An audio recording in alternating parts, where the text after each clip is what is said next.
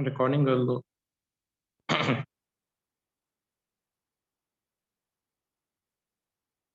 In the name of Allah most gracious most merciful.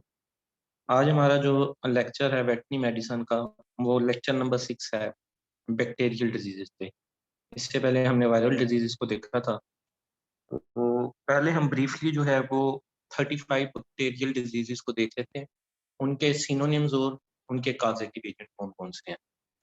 ये तो बहरहाल आपको रट्टा मार के ये चीज़ें याद करनी पड़ेंगी, लेकिन हम इन्हें 2-3 जगह जब रिपीट करेंगे तो फिर आपको उम्मीद है कि ये याद हो जाएंगी। अब अगर हम पहले से देखें तो पहली डिजीज जो है वो एंथ्राक्स। इसको क्या क्या कहते हैं? स्प्लिनिक फीवर, चारबोन या वूल सॉर्टर डिजीज। और इसका काजेटिव एजेंट कौन सा है? Bacillus anthracis. ठीक है। स्प्लिनिक फीवर जो है बेसिकली स्प्लीन का साइज जो है ना बड़ा हो जाता है इसमें, इसलिए उसको कहते हैं। अच्छा, हेमरेजिक सेप्टिसिमिया का काज पास्चुरेला मल्टोसीडा, और इसको हम पास्चुरोलोसिस, शिपिंग फीवर या स्टॉक यार्ड डिजीज भी कहते हैं। इसी तरह अगर तीसरी पे चलें तो ब्रूसिलोसिस,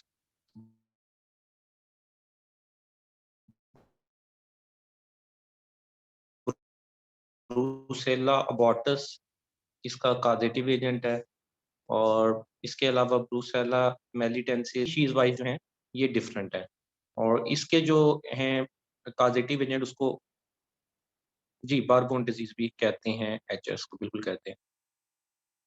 और ब्रूसेलोसिस को बैंग डिजीज, इन्फेक्शियस अबॉर्शन या एंजोटिक अबॉर्शन कहते हैं, क्योंकि ब्रूसेला के अंदर अबॉर्शन का जो है केस,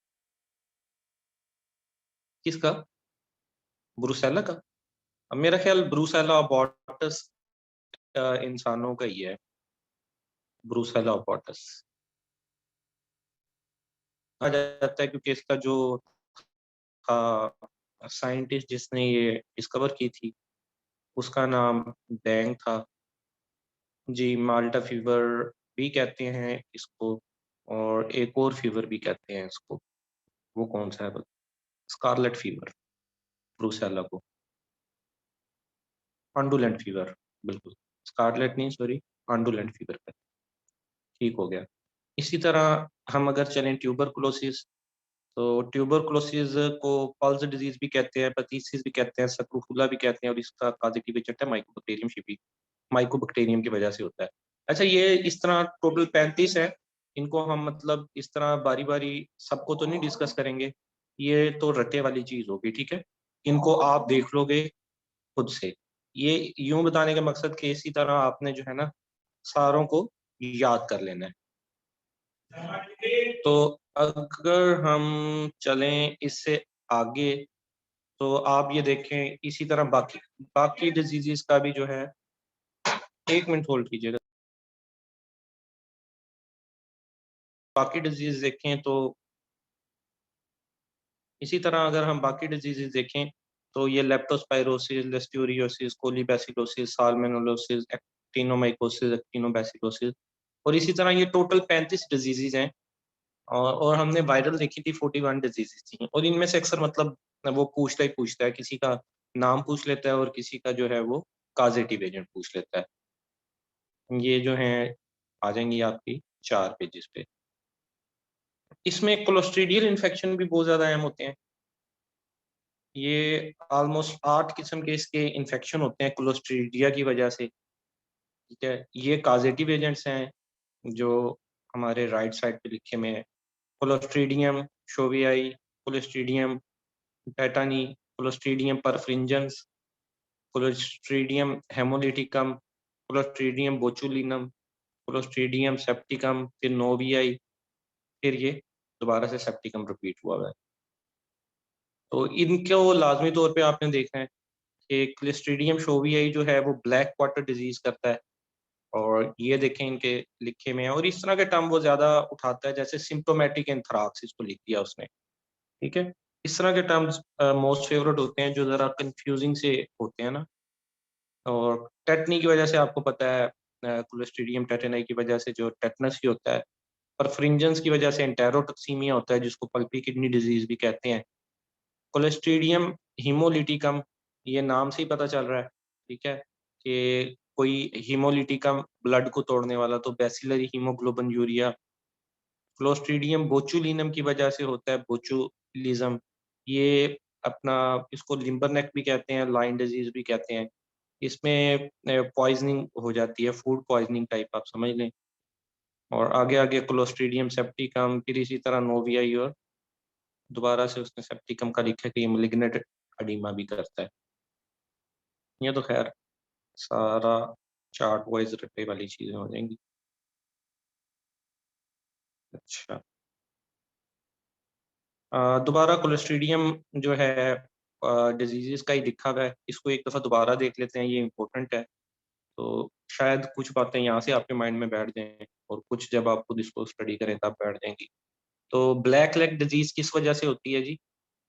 क्लोस्ट्रीडियम शोवेआई की वजह से। और मलिग्नेंट एडिमा किसकी वजह से होता है? क्लोस्ट्रीडियम सेप्टिकम बेसिकली होता है। ये बाकी सारे फिर उसके साथ मिलके असिस्ट करते हैं एडिमा को बढ़ाने में। मलिग्नेंट एडिमा किसकी वजह से होता है? क्लोस्ट्रीडियम सेप्टिकम की वजह से। टेटनस का तो आपको मतलब पता ही है कि ये बहुत इंपॉर्टेंट है, क्लोस्ट्रीडियम टेटेनाई। और black disease Clostridium novyi type B, यहाँ टाइप बी के ऊपर भी लाजमी याद रखना है कि black disease Clostridium novyi black type B की वजह से होती है। बोचुलिज्म जो है वो बोचुलिनम की वजह से।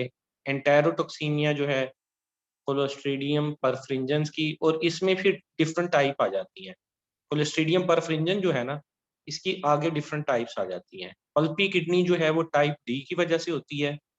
स्ट्रक डिजीज जो है वो टाइप सी की वजह से होती है। और लाइम डिसेंट्री टाइप बी की वजह से होती है। ये भी बहुत ज्यादा इंपॉर्टेंट है, क्लोस्ट्रीडियम परफ्रिंजेंस। इसमें से भी अक्सर पूछ लेते हैं कि क्लोस्ट्रीडियम परफ्रिंजेंस की कौन सी टाइप से कौन सी डिजीज होती है। तो मैंने आपको बताया डी की वजह से पल्पी किडनी डिजीज हो जाती है, सी की वजह से स्ट्रक डिजीज हो जाती है, और बी की वजह से लैम डिसेंट्री हो जाती है। इनको हम आगे थोड़ा, जो इनमें से इम्पोर्टेंट डिजीजेज हैं, उन्हें हम तफसील में भी देखेंगे। और बैसिलरी हीमोग्लोबिन क्लोस्ट्रीडियम नोवियाई की वजह से होता है, और उसकी टाइप डी की वजह से होता है, ठीक है जी। और ब्रेक्सी या हेमोरेजिक एबो एबोमास्टाइटिस काव्स में, ये किसकी वजह से होता है? क्लोस्ट्रीडियम सेप्टिकम एंड क्लोस्ट्रीडियम सॉडेलाई की वजह से।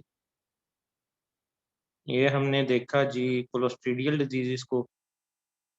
काजेटिव एजेंट का पहला लफ्ज तो क्लोस्ट्रीडियम ही लगने, आगे वाला थोड़ा सा फिर वो मुख्तलिफ है। अच्छा, अब थोड़ा थोड़ा सा जो है ना डिजीजेस को डिस्कस कर लेते हैं। पिछली वाली सारी स्लाइडें तो थोड़ा रट्टे वाला ही काम है। मास्टाइटिस को देख लेते हैं। मास्टाइटिस आइटिस यहाँ पे भी आता है, आपको पता है वो इन्फ्लेमेशन होती है। तो मास्टाइटिस से मुराद इन्फ्लेमेशन ऑफ अडर होती है, ठीक है, उसमें अडर भी आ जाता है और टीट्स भी आ जाते हैं। तो मास्टाइटिस का जो काजेटिव एजेंट है वो काफी सारे हैं, नंबर ऑफ माइक्रो ऑर्गेनिजम्स हैं। तो ये इकोनॉमिकली बहुत ज्यादा मतलब हिट करती है एनिमल को ये डिजीज, क्योंकि अगर एक मिल्किंग एनिमल है और उसका चार जो हैं वो टीट्स हैं, उनमें से इक्वल अमाउंट में अगर वो आ रहा है, मिल्क आ रहा है, एक अगर उसका टीट खराब हो जाता है, तो वो जो है 25% कीमत एनिमल की एक किस्म की खत्म हो गई। दो खराब हो गए तो 50% खत्म होगी। और अगर अडर पूरा ही सख्त हो गया, या उसमें नाड़ वगैरह बन गई, या फाइब्रोसिस होगी, तो एनिमल सिर्फ फिर गोश्त ही बिकता है। अगर 1-1.5 लाख का जानवर है, वो इस तरह अगर उसके थन ही खराब हो जाए, मिल्किंग एनिमल है, तो फिर वो उसको जो है 10-15 हजार के अंदर ही खरीदेगा जो अ, होगा बुचर। तो इकोनॉमिक इम्पोर्टेंस की बहुत ज्यादा है। लेकिन फिर भी हम देखते हैं कि इसकी वैक्सीन नहीं कोई भी मौजूद। जैसे दूसरी डिजीजेज हैं, एचएस है, एफएमडी है, उनकी तो मतलब आप देखते हैं रेगुलर वैक्सीन वगैरह होती है, लेकिन मास्टाइटिस की वैक्सीन नहीं होती। तो वो वजह ये है कि इसकी वैक्सीन इसलिए नहीं बनती कि इसके जो पॉजिटिव एजेंट हैं वो एक से ज्यादा है, ठीक है। आप देखें कि इसमें स्टेफलोकोकस ओरियस भी है, और स्ट्रेप्टोकोकस एग्लेक्शियाई भी है। ये दो ज्यादा इंपॉर्टेंट है। वैसे कोराइनोबैक्टीरियम भी है, माइकोप्लाज्मा भी है। और मास्टाइटिस अमूमन जो है वो एनिमल जब मिल्किंग के बाद नीचे बैठता है तो तकरीबन आधा घंटा उसका जो थन है ना, जो टीट है, वो खुला रहता है। तो वो जब नीचे बैठता है जहाँ पे अपने बाड़े में, तो वो गंदा होता है, वहां से इन्फेक्शन जो है ऊपर चढ़ जाता तो ये थन में चढ़ जाता है। तो कोशिश करनी चाहिए कि एनिमल को मिल्किंग के बाद थोड़ा खड़ा ही रखना चाहिए, उसके आगे फीड वगैरह डाल दें, वंडा शंडा डाल दें। वंडा डालने से ये भी होता है कि उसके जिस्म से एनर्जी निकली भी है, तो सुबह शाम उसको मिल्किंग के बाद वंडा डालें, तो वो खड़ा रहेगा, खाता पीता रहेगा और उसकी एनर्जी भी पूरी होगी।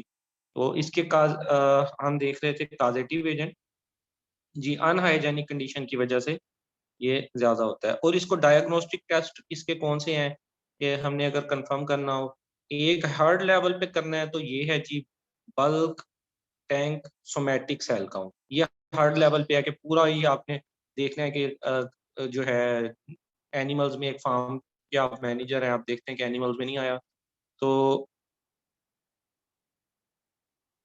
मास्टिपेप, हाँ जी, वैक्सीन मेरा ख्याल ये यूएम इंटरप्राइजेज वालों की है शायद। और दुनिया में हर लेवल में तो हर जगह ही आई होती हैं, पाकिस्तान में चीज़ें बड़ी लेट आती हैं। दुनिया कहाँ पे पहुंच जाती है, हम अभी पीछे ही फिर रहे होते हैं। तो दूसरा जो है इसका test CMT California mastitis test है। और ये जो है बहुत ज़्यादा मशहूर टेस्ट है, कैलिफोर्निया मास्टाइटिस टेस्ट। ये आप आम लेवल पे भी कर सकते हैं, आम फार्म पे या किसी जो फार्मर ने 2-3 एनिमल भी रखे हुए हैं वो भी कर सकता है। सिंपल सा टेस्ट होता है। इसमें टेस्ट में इक्वल पहले एक सॉल्यूशन बना लेते हैं सरफ का, सरफ मास्टाइटिस टेस्ट जो होता है। तो उसमें सरफ मिला लेते हैं हम। और उसकी कितने परसेंट होता है सॉल्यूशन, सरफ का कितने परसेंट बनाना होता है, बता सकता है कोई? 3%। ठीक है। जी बिल्कुल। अच्छा, इकरा लियाकत कहती हैं 5%, बाकी सारे कहते हैं 3%। सरफ आई थिंक 3% ही है, 5% नहीं है। अच्छा, उसमें वो 3% हम सॉल्यूशन बनाते हैं सरफ का। और 4 वो एक प्लेट भी मिल जाती है, उसमें 4 खाने होते हैं। वो ना भी मिले तो किसी आम प्लास्टिक के बर्तनों में भी ये कर सकते हैं। 4 खानों से लेंगे, उसके अंदर जो है सरफ वाला सॉल्यूशन डालेंगे और उतना ही इक्वल अमाउंट में मिल्क डालेंगे। मिल्किंग की पहली 2-3 धारें हम वैसे उसमें खारिज कर देते हैं पहले, क्योंकि पहली 2-3 के अंदर तो कुछ ना कुछ बैक्टीरिया वगैरह मौजूद होते हैं। उसके बाद उसको हम देखते हैं हिला के, अगर वो प्रेसिपिटेट हो जाए, वहाँ से हम सवेटी लेवल भी चेक कर सकते हैं। जी। सवेटी लेवल भी हम चेक कर सकते हैं कि सिर्फ प्रेसिपिटेट बना है, प्रेसिपिटेट कितने लेवल का बना है या बिल्कुल ही जेल बन गई है। और ये सब जो क्लिनिकल मास्टाइटिस होती है, सब क्लिनिकल मास्टाइटिस वो होती है जिसके अंदर जानवर ने साइन शो नहीं किए होते। मतलब मास्टाइटिस में तो जैसे है नाम, इन्फ्लेमेशन ऑफ द अडर, ठीक है, कि इन्फ्लेम्ड हो गया। लेकिन सब क्लिनिकल से मुराद वो होता है कि मास्टाइटिस के जरासीम जानवर में आ गए, उन्होंने उसकी प्रोडक्शन कम कर दी एनिमल की, और फार्मर परेशान हो गया कि ये क्या, मैं सारी फीड फूड सब कुछ ठीक डाल रहा हूँ, कोई अलामत भी नजर नहीं आ रही, तो फिर भी जानवर अपनी प्रोडक्शन कम कर गया है।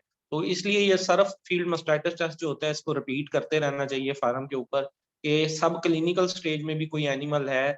अब वो सब क्लिनिकल से जब क्लिनिकल में कन्वर्ट होना है, या जब आप मिल्किंग कर रहे हैं एक एनिमल का जो मिल्क से इन्फेक्शन है, आप दूसरे पे जाएंगे उसको कन्वर्ट होगा, तो उससे उसके जरिए आप जो है बच सकते हैं। तो बेसिकली ये क्यों बनते हैं, कोई बता सकता है? जब सर्फ और उसको मिलाया जाता है तो वो प्रेसिपिटेट क्यों हो जाता है, जो है क्या वजह होती है प्रेसिपिटेट बन जाता है? जिसमें स्फीयर होगा उसमें जेल लाइक बन जाएगा। सर्फ के अंदर ऐसा क्या है या उसके अंदर ऐसा क्या है जो वो उसको बता देता है? ये प्रोटीन? नहीं, नो, प्रोटीन ब्रेकडाउन भी नहीं है, डीएनए भी नहीं है, डीएनए ऑफ बैक्टीरिया भी नहीं है, ल्यूकोसाइट इंटरेक्शन। तुक्का लगाओ नौजवानों, आज तो सारे बड़े एक्टिव हैं। खैर हो, अल्कलाइल, हाँ ठीक है, ये कुछ हद तक ठीक है वसीम। लैक्टोज ब्रेकडाउन भी नहीं है। आज वैसे अखीर हो गई यार, बंदे ने तुक्का लगाया है। जी, ज़ैनब का जवाब ठीक है, बिल्कुल। ये होता है जी सोमैटिक सेल काउंट। इसमें हम सोमैटिक सेल काउंट करते हैं, जो सोमैटिक सेल होते हैं उनका जो है वो इंक्रीज़ हो जाते हैं नंबर के अंदर, और सर्फ का जो अल्काइल ग्रुप है, 2 बंदों ने सही जवाब दिए हैं काफ़ी हद तक। डब्ल्यूबीसी ब्रस्ट करते हैं, और डी हो सकता है जो बाकी भी थोड़ा-थोड़ा अगर आप बता रहे हैं, आपको अगर कन्फर्म है कि डीएनए के लेवल पे ये होता है, मतलब एक इस लेवल में मैं बता रहा हूँ कि सेल लेवल पे सोमैटिक सेल काउंट इंक्रीज़ हो जाता है, ठीक है? अगर आप डीएनए लेवल पे जा रहे हैं और उस लेवल के अंदर बता रहे हैं कि ये हो सकता है, तो हो सकता है वो ठीक हो, लेकिन अगर आपको कन्फर्म है तो मालूमात में इज़ाफ़ा कीजिएगा। वरना तो इसका जवाब यही है कि somatic cell count basically increase होते हैं। सरफ का जो है वो अल्काइल ग्रुप और वो उनके रिएक्शन वगैरह की वजह से कुछ, ठीक है? और इसके ट्रीटमेंट में ज़्यादातर आपको पता है फॉर्मोक्सिल ही कहते रहते थे, वही यूज़ करते रहे हैं। एम्पिसिलिन होती है उसमें, अमोक्सिसिलिन, ठीक है?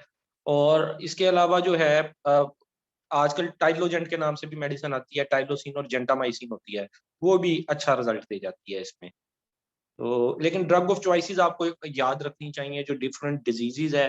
तो अगर मतलब क्वेश्चन पुराने बैंक में से ही बनता है, तो इसमें जो है ना एम्पिसिलिन या अमोक्सिसिलिन, इसके करीब ही उसको हम ड्रग ऑफ चॉइस कंसीडर कर लेंगे। हालाँकि टाइलोसिन जो है वो और ज़्यादा इफ़ेक्टिव है, और उसका जो अब जेंटामाइसिन के साथ आ रहा है कॉम्बिनेशन, तो इसके अलावा सेफिक्साइम वगैरह भी यूज़ हो जाता है। लेकिन मतलब इसकी ड्रग ऑफ चॉइस अगर आता है तो उसमें आप अमोक्सिसिलिन ही लगाएँ, ठीक है? अच्छा, हमने वायरल के अंदर तो यूँ नहीं पढ़ा था। हाँ, बहुत ज़्यादा ड्रग्स हैं जो यूज़ होती हैं। अब तो अमोक्सिसिलिन बहुत पीछे रह गई है, मतलब उसके खिलाफ बैक्टीरिया शायद रेज़िस्टेंट भी हो गया है। क्योंकि अब तो फार्मर को भी याद होता है, वो डॉक्टर को भी नहीं बुलाता, वो खुद ही फार्माक्सिले के 2 टीके जो है जी, सेफ्टियोफर भी यूज़ होता है। सेफ्टियोफर का तो अच्छा रिज़ल्ट है। मास्टीजेट इंट्रा मेमोरी ट्यूब्स, हाँ जी, वो भी यूज़ कर सकते हैं इंट्रा मेमोरी के तौर पे। इसमें मास्टाइटिस में ना काफ़ी सारी टाइप्स होती हैं। एक तो करेक्ट डायग्नोसिस भी आना चाहिए आपको कि ये मास्टाइटिस कौन से वाले बैक्टीरिया की वजह से है, ठीक है? फिर इसके अंदर एक मास्टाइटिस ये भी हो सकती है कि मिल्क के अंदर प्रेसिपिटेट आ रहा है। एक मास्टाइटिस ये भी हो सकती है कि मिल्क के अंदर जो है वो ब्लड आ रहा है। एक मास्टाइटिस ये भी हो सकती है कि जो थन है वो सख्त हो गए हैं। एक ये हो सकती है कि ऊपर वाला जो अडर है, वो सख्त हो गया है। अडर के अंदर जो डिफरेंट जिसको हम छाननी कहते हैं, जहाँ से दूध छन-छन के आता है, वो जो सेल्स वगैरह होते हैं एपिथेलियल, उनकी कोई खराबी हो गई है, नाड़ बन गई है, अंगारी बन गई है, मतलब ये डिफरेंट टाइप के टर्म है। ये एक वास्ट किस्म की डिज़ीज़ है और इसका ट्रीटमेंट भी वास्ट किस्म के हैं। तो अगर हम इसको डिस्कस करने लगेंगे फिर यहाँ सारा टाइम लग जाएगा। तो आगे चलते हैं अगली डिज़ीज़ की तरफ, एक्टिनोबैक्टीरियम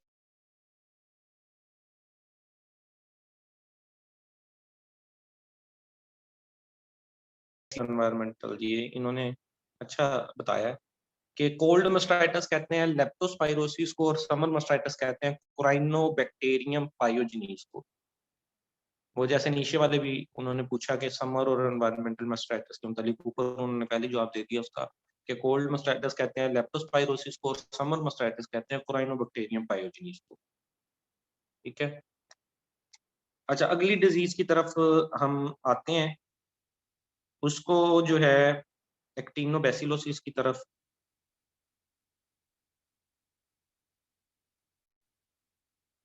अच्छा, ये 2 तरह की डिज़ीज़ेज़ हैं जिनके अंदर जो है वो कन्फ्यूज़न हो जाती है। एक आपको पता है एक्टिनोबैसिलोसिस, और दूसरा एक्टिनोमाइकोसिस। इसके अंदर कोई आपने नेमोनिक बना के या कोई टर्म अपनी तरफ से करके याद रख लेना है, क्योंकि नाम मिलते-जुलते हैं तो वो फिर काफ़ी कन्फ्यूज़न इसके अंदर रहती है। तो इसमें आप देखिएगा कि एक्टिनोबैसिलोसिस को कहते हैं वुडन टंग डिज़ीज़, ठीक है? वुडन टंग क्यों कहते हैं? क्योंकि जो एनिमल की टंग है, उसमें फाइब्रोसिस हो जाता है बेसिकली। फाइब्रोसिस होने की वजह से वो सख्त हो जाती है बहुत ज़्यादा, तो उसको वुडन टंग हम कह देते हैं। और इसका मतलब कॉज़ेटिव एजेंट देख लें, कॉज़ेटिव एजेंट इसका है एक्टिनोबैसिलस लिंगरसाई, ठीक है? ये नॉर्मल इन्हेबिटेंट है एलिमेंट्री कैनाल का, ये पॉइंट। उसके नीचे देखिए कि साइन्स क्या होंगे इसके, difficulty in स्वेलविंग, nodules in cattle and lips of sheep और बिग हेड। ये उसके साइन बता दिए कि जो है स्वेलिंग में डिफिकल्टी हो जाएगी, जाहिर बात है वो प्रॉपर रीगर्जिटेट भी चीजों को नहीं कर पाएगा, जुबान वुडन हुई भी है, वो जुबान से ही चीजों को अंदर लेके जाता है ना एनिमल मोस्टली, तो उसके अंदर मसला आता है। इसकी ड्रग ऑफ चॉइस जो है ना वो होती है जी सोडियम आयोडाइड। सोडियम आयोडाइड इसकी ड्रग ऑफ चॉइस है, ये लाजमी याद रखिएगा।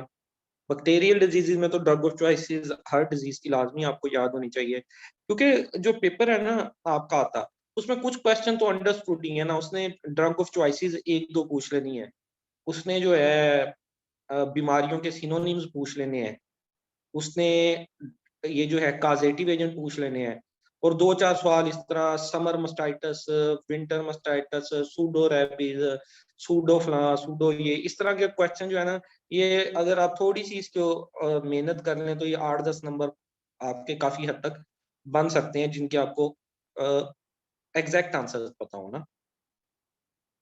तो बाकी मेरिट बनता भी आपको मैंने पहले भी बताया था कि इतना ही बनता है, 55-60, 55-60, जो सेफ खेल गया वो नंबर ले गया, और फीमेल्स में तो 50 तक भी नंबर आ गए तो काम चल जाएगा, 48-50, 48-50 तक। अच्छा, इसके अंदर जो है डॉक्टर मुसद्दिक कहते हैं कि टंग स्वेलिंग इज, क्या कहते हैं, is not present in sheep, lower jaw lip swelling present in sheep. ये बताते हैं कि जो है शीप के अंदर टंग की स्वेलिंग नहीं आती, लोअर जा का जो लिप्स है लोअर वाला उसकी स्वेलिंग आती है। ठीक हो गया। वसीम कहते हैं आयोडाइड सप्लीमेंट इज रेफर, ठीक है। सादिया सहू कहती हैं लंपीजा एक्टिनोमाइकोसिस, ठीक है, ठीक हो गया। तो इसके अंदर जो है जो सोडियम आयोडाइड के साथ अगर प्रेग्नेंट एनिमल होगा उसका ट्रीटमेंट करेंगे तो उसके अंदर एक कॉम्प्लिकेशन ये आ सकती है कि उसका अबॉर्शन हो सकता है। ये चीज मतलब थोड़ी सी मद्देनजर रखते हुए आपने इसका ट्रीटमेंट करना है जी। ये जहाँ पे ये निचला पॉइंट है, सोडियम आयोडाइड की वजह से अबॉर्शन का केस हो सकता है। ये हो गया जी एक्टिनो बैसिलोसिस। उसके बाद चलते हैं एक्टिनोमाइकोस। एक्टिनोबैसिलोसिस के 2-3 पॉइंट आप देखते हैं चलते चलते। एक्टिनो इसके अंदर ये काजेटिव एजेंट हो गया, इसमें रेड वाले पॉइंट देख लें, बाकी आप फिर खुद पढ़ लीजिएगा, ठीक है। एक्टिनोबैसिलस की वजह से होता है, एक्टिनोबैसिलस लैंगिसाई की वजह से। और इसके अंदर क्या होता है, ग्रैन्यूल्स की प्रेजेंस होती है, सल्फर ग्रैन्यूल्स की, बिल्कुल सिमरन ने भी बोला, इनकी बात मान लेते हैं चले, ये इसकी साइंटिस्ट की नहीं मानते तो। ये देखिए जी, सल्फर ग्रैन्यूल्स होते हैं, और क्रोनिक सेक्लोरोजिंग स्टोमाटाइटस। स्टोमाटाइटस आपको पता है इन्फ्लेमेशन ऑफ माउथ या गम्स, वो आ जाएगा। और सेक्लोरोसिस क्या होता है, सेक्लोरोसिस होता है कि किसी चीज के अंदर फाइबर की लेयर बन जाना जिसकी वजह से उसका हार्ड हो जाना। मोस्टली ये लफ्ज हम यूज करते हैं लीवर के साथ, लीवर सेक्लेरोसिस, लीवर का हार्ड हो जाना। तो इधर टंग की सेक्लेरोसिस हो जाती है, टंग हार्ड हो जाती है, ठीक है। ये 2-3 पॉइंट इसके अहम हो गए जो एमसीक्यूज के हवाले से अहम है। आगे आ जाए एक्टिनोमाइकोसिस। एक्टिनोमाइकोसिस को लंपीजा डिजीज भी कहते हैं। एक्टिनो जैसे बैसिलोसिस हमने पढ़ी थी, वो सॉफ्ट मसल्स की डिजीज है, आप यूं कह सकते हैं सॉफ्ट टिश्यूज की, सॉफ्ट टिश्यूज को उसने जो है टारगेट किया। एक्टिनोमाइकोसिस जो है वो किसको कर रही है, जो है टारगेट वो कर रही है अपना हार्ट टिश्यूज को, बोन्स को, ठीक है। इसको लंपी जा भी कहते हैं,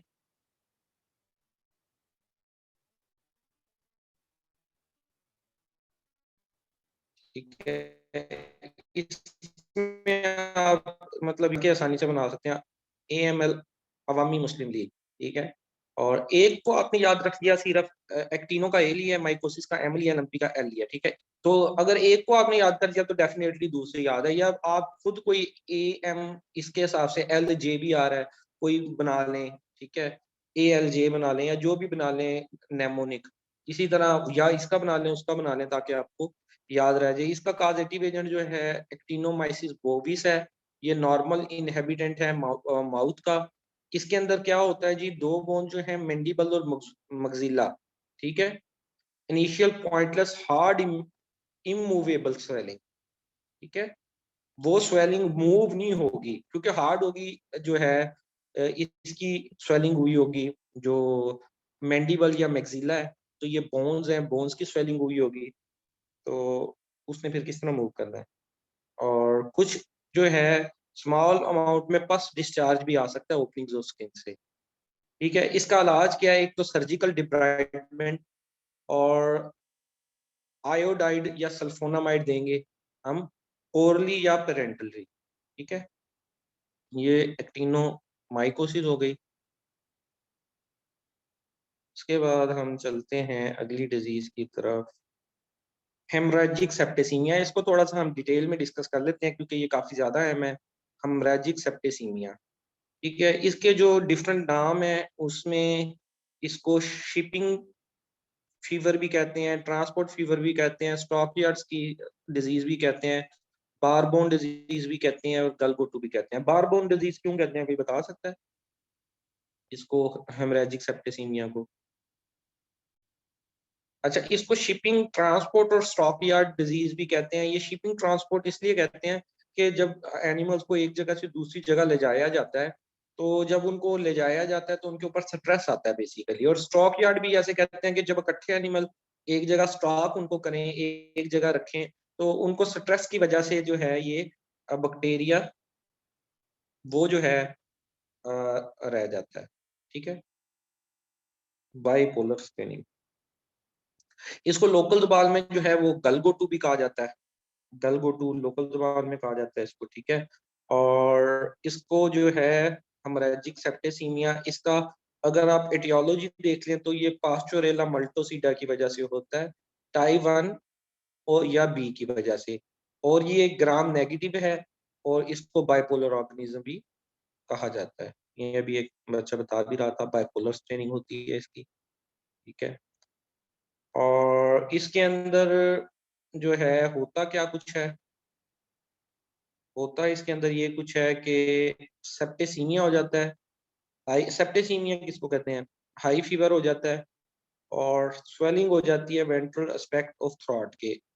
ठीक है, और पहले बताएं सेप्टेसीमिया किसको कहते हैं, फिर बताएं वेंट्रल किसको कहते हैं। Bacteria plus toxins, doctor Mossadegh. अच्छा, और कोई?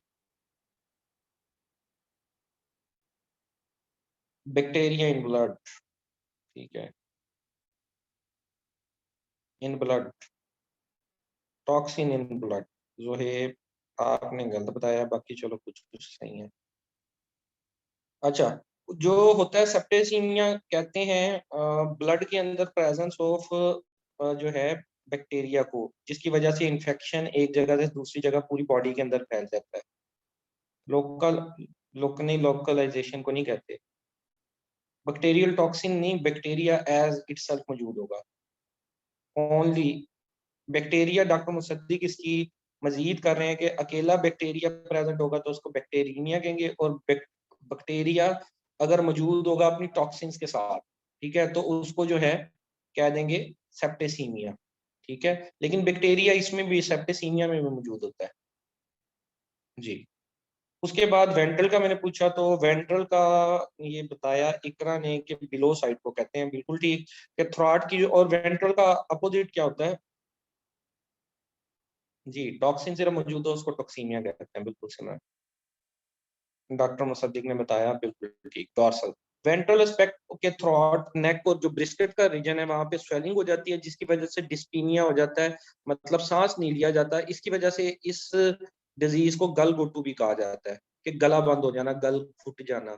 ठीक है, ये किस वजह से होता है? Swelling at the ventral aspect of neck brisket region, जिसकी वजह से डिस्पीनिया होता है, और ये हो जाता है। इटियोलॉजी हमने देख ली, पास्चोरेला मल्टोसिडा, और इसको बाइपोलर ऑर्गेनिज्म भी कहते हैं स्ट्रेनिंग की वजह से।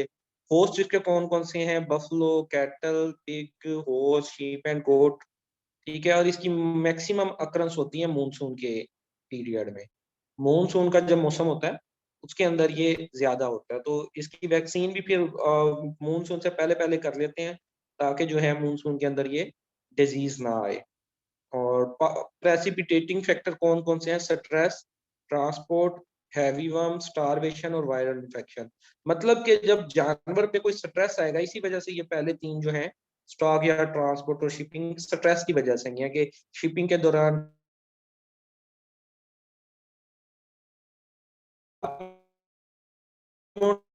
डिजीज इसको जो है कहते हैं बेसिकली बारबोन। ये इटली के अंदर इसकी शुरुआत हुई थी और तब इकट्ठे ही मतलब जानवरों का ग्रुप, ये वाली जो डिजीज है इसको ये नाम है, ये तब से नाम चलता आ रहा है इसका, बारबोन डिजीज। अच्छा, ये प्रेसिपिटेटिंग फैक्टर हो गया, स्टारवेशन है, कोई और वायरस है साथ में, ये भी अपना हिस्सा मिला लेगा। ठीक है, ये हो गई कुछ चीजें। अपना हेमोरेजिक सेप्टिसिमिया की आगे देखते हैं इसको मजीद। ट्रांसमिशन देखते हैं, ट्रांसमिशन इसकी कैसे होती है, इंजेक्शन या इनहेलेशन के जरिए। Why called barbone. हाँ, बारबोन मैंने आपको बताया कि ये बेसिकली ना इटली के एरिया के अंदर ये डिटेक्ट हुई थी शुरू में।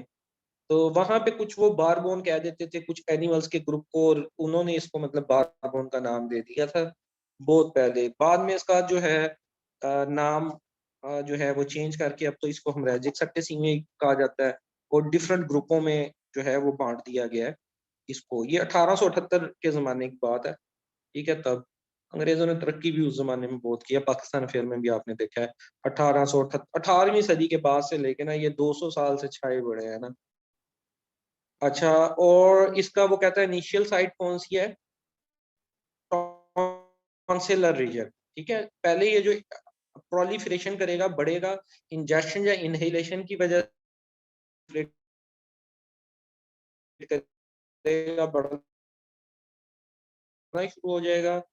और इसकी जो इन्फेक्टिव बैक्टीरिया की, ये एक बता रहे हैं बारबोन किस लिए कहते हैं कि और इसलिए इसको कहते हैं बारबोन। में भी पॉसिबल, मैंने ये नहीं पढ़ा, मैंने इसका जो मैं आपको बता रहा हूँ वो पढ़ा था।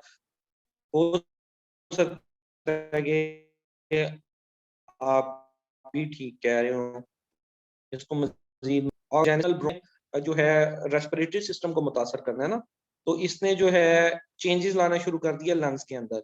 ल्यूकोसाइट्स और मैक्रोफेजिस के साथ लड़ाई हो गई। ये सारी वो जो है ना इसकी आप समझ लें कि पैथोजेनेसिस मॉलिक्यूलर लेवल पे वो बता रहा है कि अंदर गया तो उसने ल्यूकोसाइट और मैक्रोफेज, ये जो वाइट ब्लड सेल्स वगैरह होते हैं, उनसे लड़ा।